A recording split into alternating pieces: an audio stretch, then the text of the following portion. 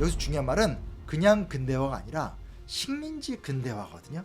근대화가 존재하긴 존재하지만 식민지라는 정말 왜곡된 구조에서 근대화가 진행이 된 거거든요. 그리고 그 한 양태로서 등장하는 것이 뭐냐면 목표가 없는 출세와 성공. 조선시대 때 목표가 있었잖아요. 그래도 사람이 사람으로 태어나서 공적 가치와 공동체 구성원으로서의 책임 있는 가치를 구현하겠다라는 사회적 의무라는 것을 구성원들이 공유를 하고 있었다는 거죠. 그런데 어때요? 일제강점기는 그게 없는 거죠. 목표 없는 성공의 사다리가 만들어졌죠. 지금의 대한민국은 조선에 가까울까요? 일제강점기에 가까울까요? 저는 그 측면에서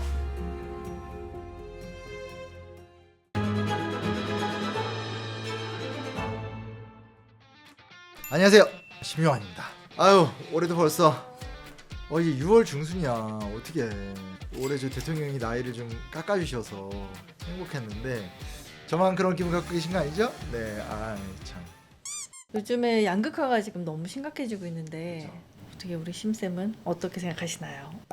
태어나서 뭐 언론 뉴스를 보면 사회가 좋아진 적은 없어요. 예, 진짜 라떼는 이야기지만 제가 어릴 때만 하더라도 잘 사는 사람과 못 사는 사람의 소득 격차가 이렇게 크지는 않았던 것 같아요. 그래서 한 30년 전만 하더라도 우리가 좀 이렇게까지 양극화가 사회적 문제다? 그런 느낌은 없었던 것 같아요. 그렇죠? 우리나라 헌법이 특권 계급을 인정하지 않는다라고 명문화가 되어 있는 나라인데 그렇지 않아요.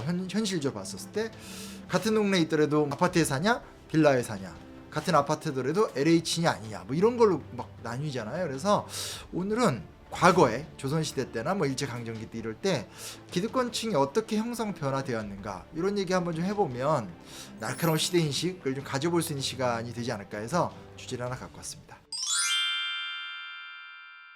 예전에 조선시대에는 그 양반들이 지배층이었잖아요. 농장 지주들도 있었고 일제강점기에 들어가지고 이게 바뀐 건가요?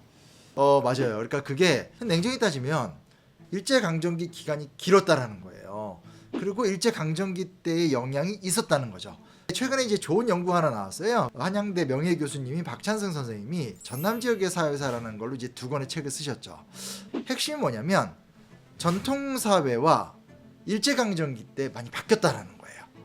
전통사회의 실질적 권력층이 지주그룹이 맞죠. 토지를 많이 갖고 있는. 하지만 조선은 여러분 우리가 잘 알다시피 양반 사대부가 또 중요해요. 재산이 많아도 집안에서 과거 합격자가 배출되지 않는 한 양반 지배층으로 인정을 잘 못 받아요. 한편에서는 경제 권력이 있지만 경제 권력이 컨트롤할 수 없는 사회 문화적 권력이 따로 있었다라는 거. 그리고 여기서 가장 중요한 특징이 뭐냐면 조선은 유교 국가이기 때문에 양반 사대부 지배층이 도덕성을 강요받았다라는 거예요. 근데 제가 이 말씀을 왜 드리냐면 지금 우리나라 안 그렇거든요. 우리나라의 무슨 지배층이 윤리적 책무 그런 게 어딨어. 이런 것이 좀 달랐다라는 것들. 실제 제가 좀 오늘 말씀드리고 싶은 건 일제강점기 들어와서 상당한 좀 변동이 좀 있었다는 얘기를 좀 말씀을 드리려고 해요. 이 변동이 있으려면 사회 시스템들이 종합적으로 바뀌어 나가야 되는데 1894년에 갑오개혁이 이제 결정적으로 진행이 되는 거죠.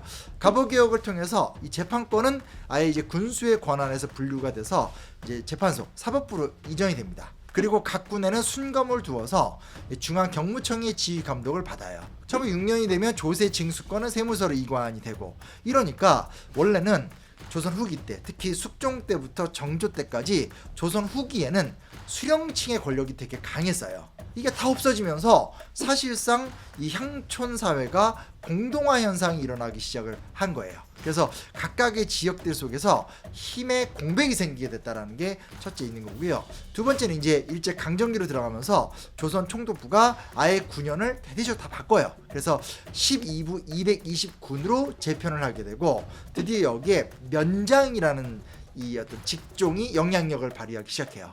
이게 1917년에는 면제라는 제도가 새롭게 만들어지면서 이제 면장의 권한이 확 커지게 되는 거죠.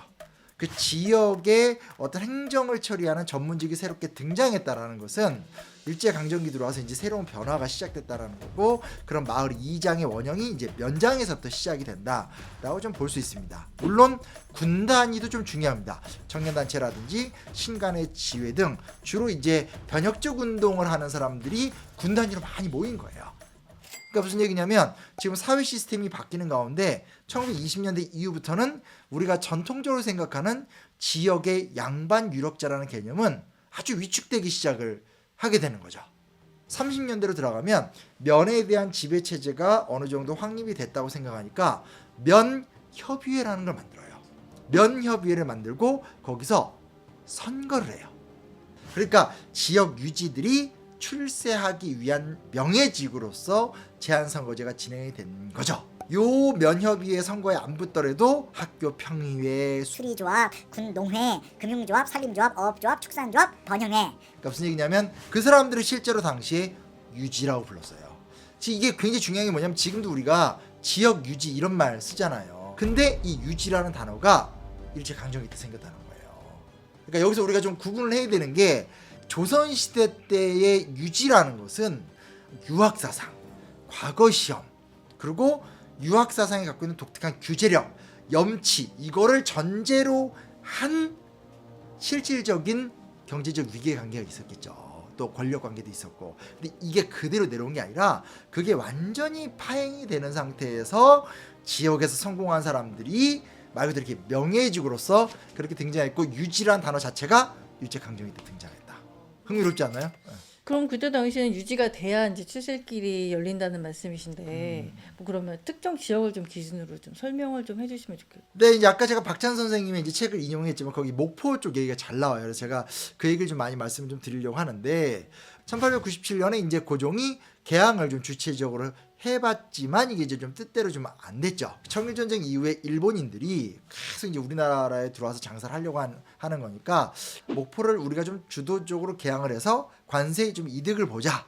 뭐 좀 이렇게 이제 시도를 하면서 목포를 개항을 했던 건데 실제로 이제 제일 처음에 개항할 때는 한 80호, 그러니까 80가구 정도밖에 없었던 아주 좀 작은 마을이지만 1917년 이후에 굉장히 빠르게 성장을 했고요. 제일 처음에는 그 일본인들이 거의 없었겠지만 일본인들이 확 많이 살게 되면서 일본인 지주들이 막 등장하게 되고 거기 와서 이제 조선인들도 많이 좀 참여하게 됩니다. 그래서 인구가 6만 명이 돼요.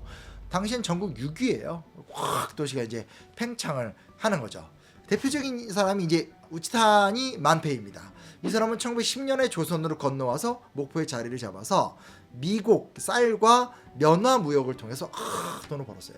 전남 각지에 380 정도 되는 땅을 소유하는 정말 대지주, 어마어마한 거죠.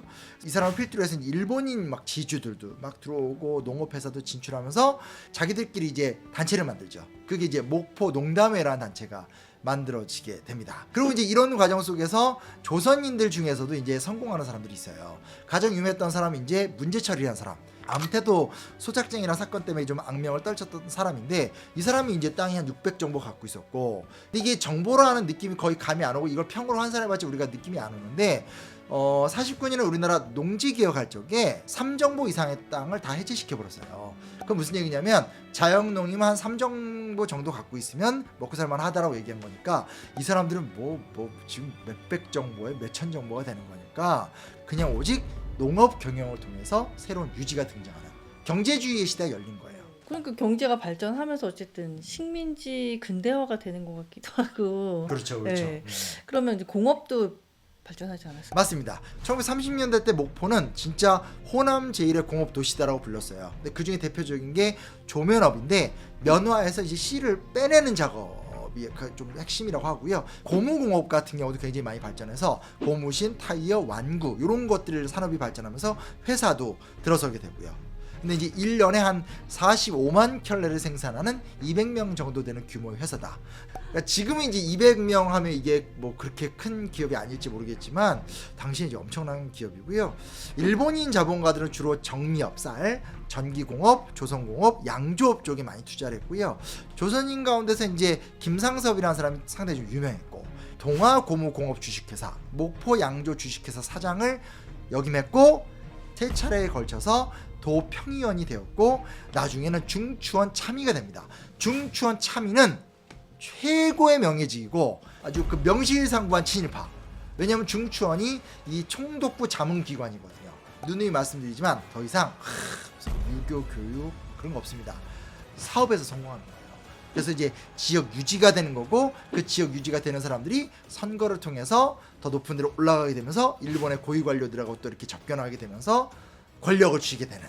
이 중에도 나쁜 놈들도 있었을 것 같은데. 악명을 날렸던 사람은 정병조라는 사람이 있습니다. 뭐 이게 이제 조선 말기 때 이 토지 소유권 문제를 두고 굉장히 갈등이 있었어요. 그러니까 고종은 고종대로 최대한 이 농토에 대한 왕실의 권리를 강조하면서 재원을 마련하려고 했었고 그 고종의 의지를 지역 유지나 양반들은 또 악용하거나 활용을 해서 농민들에게 농토를 좀 뺏어서 지들 땅을 만들고 싶어하고 혼란했었던 상황이었는데 이 정병주는 와서 철저하게 그때 왔다 갔다 하면서 계속 브로커 진짜 악령 브로커로 이제 악명을 높였죠. 근데 그 돈을 계속 벌잖아요. 그러니까 이 사람이 돈을 버니까 사업에 투자를 해서 동양물산 사주, 목포 양주, 목포 제빙 주식회사 취채역 그런 거를 하면서 계속 돈을 벌다가 30년대 중반이 되면 목포부의 의원이 되는 거죠. 중간중간에는 또 이제 이게 너무 문제가 많아가지고 사기, 배임 등의 형을 살기도 했지만 기시감이 넘치죠. 우리나라도 보면 재벌 총수들이 막 사고 쳤다가 다 이렇게 다시 무죄 방면되듯이 이분도 무죄 방면이 돼요.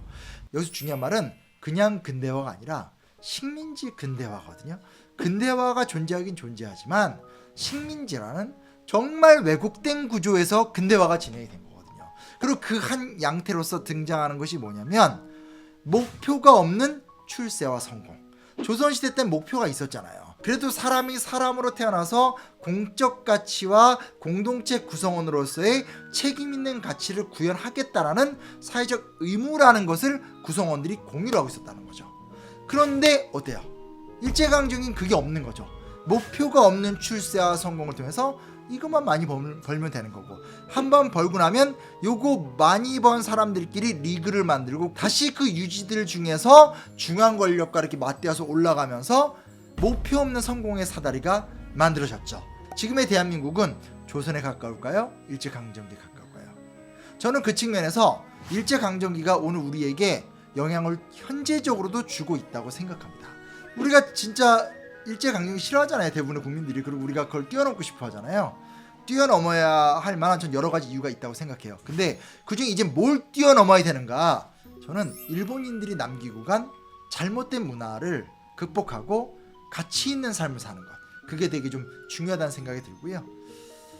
잘못된 특권 계급을 청산하고 진짜 의미 있는 특권 계급들이 좀 만들어졌으면 좋겠습니다.